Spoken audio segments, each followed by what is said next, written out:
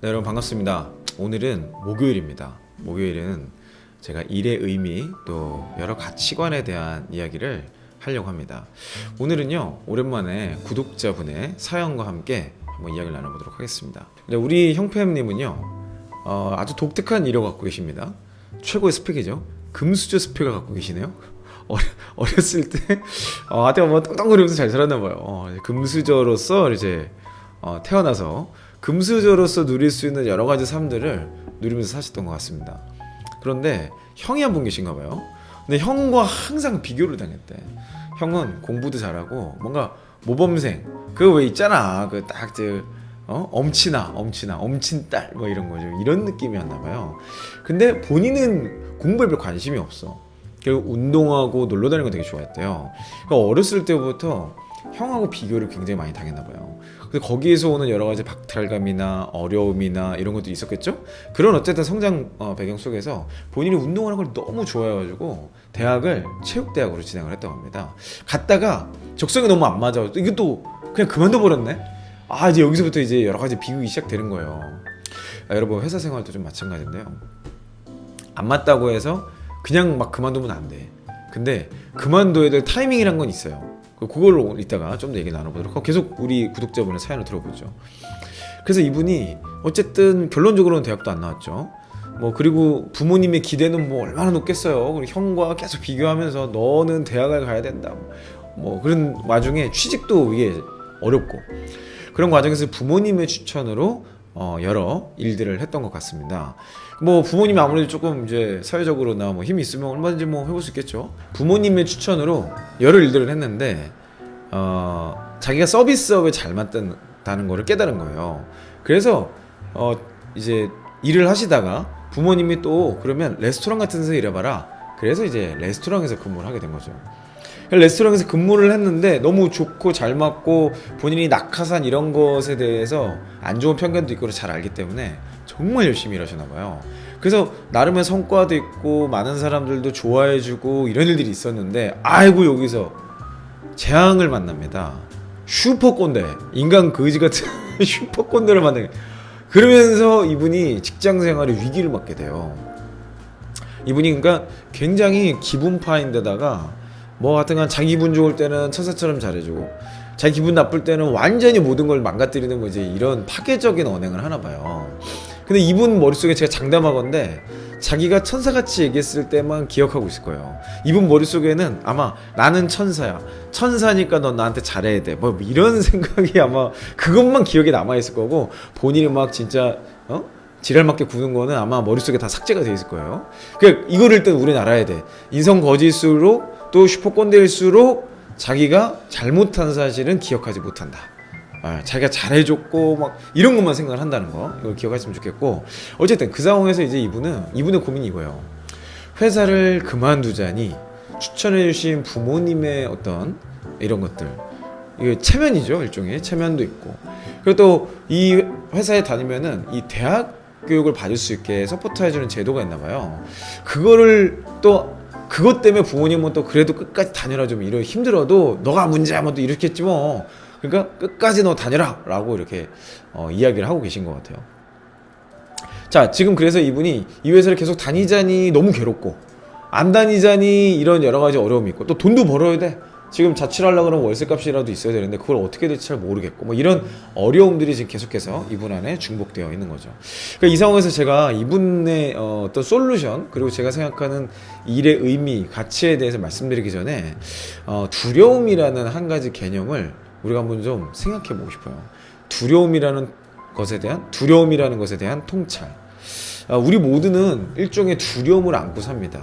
두려움이 어떨 때는 우리 삶의 변화 또는 성장의 원동력이 될 때도 있어요. 그런데 대부분의 두려움들은 사실은 우리 삶에 큰 도움이 안 됩니다.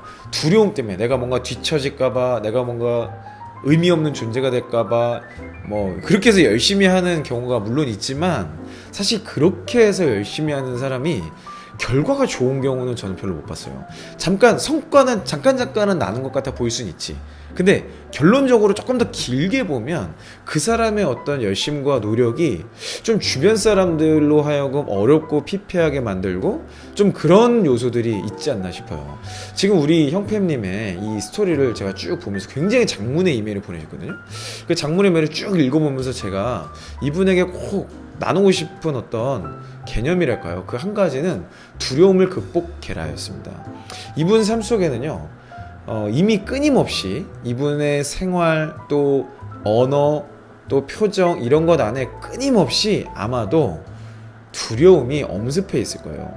왜냐면 어렸을 때부터 형과 비교를 당했거든요. 그러니까 여러분 이거 조심하셔야 돼요.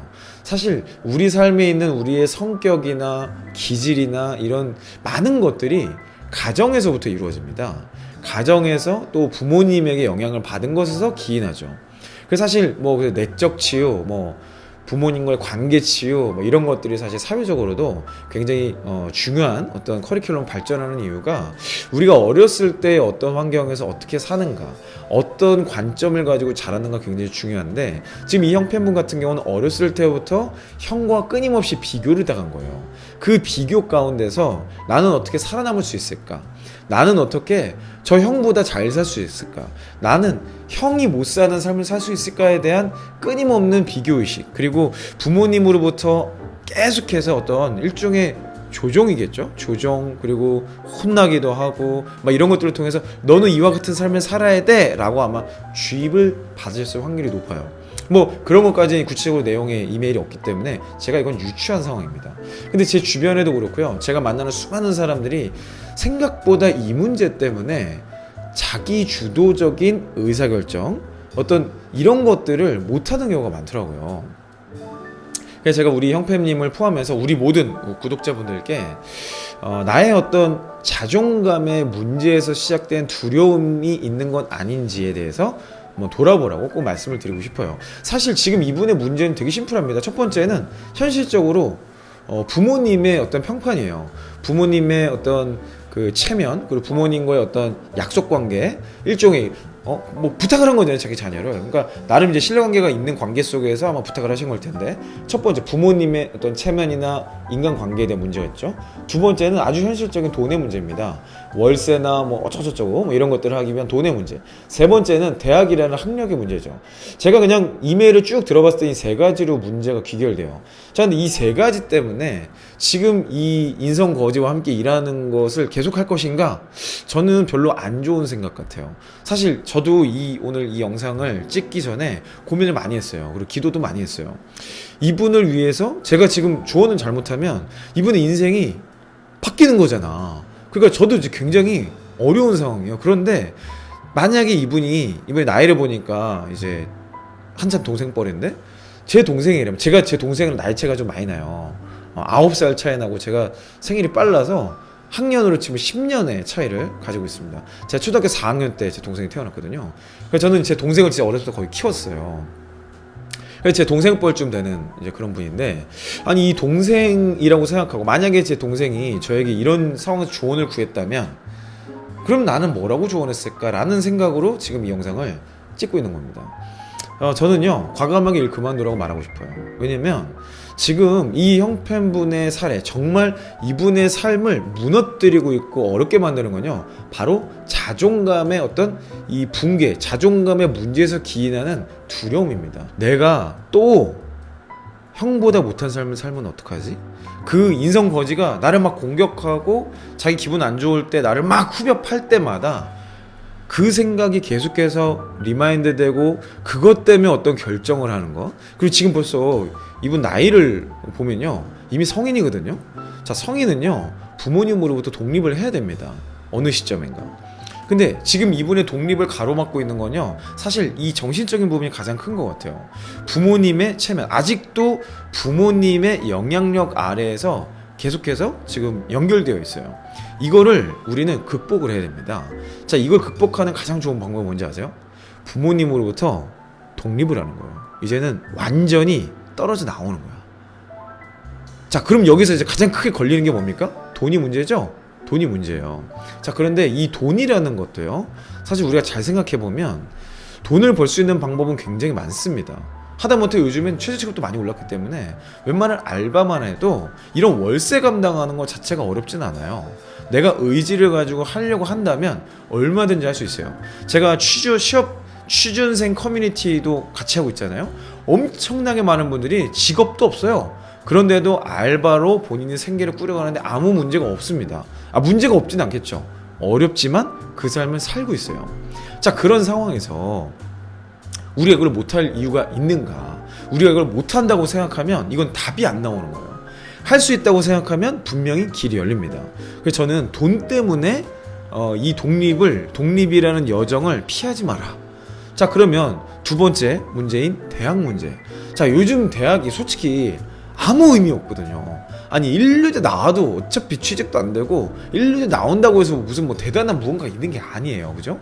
그렇지만 이분의 마음 한구석에 그게 응어리가 되고 나의 자존감의 문제로 작동될 수 있어. 그렇다면 이걸 해결하기 위해서 대학이라는 걸 해결하는 게 좋습니다. 자, 근데 요즘에 대학이라는 거를 할 수 있는 방법도 너무 많아요. 온라인 과정도 있고요, 야간 과정도 있고요, 뭐 여러 가지. 지금 학교 이 회사 생활 하면서 거기서 연결해주는 이런 차원으로 그 정도라면 할 수 있는 것도 굉장히 많이 있을 것 같아요.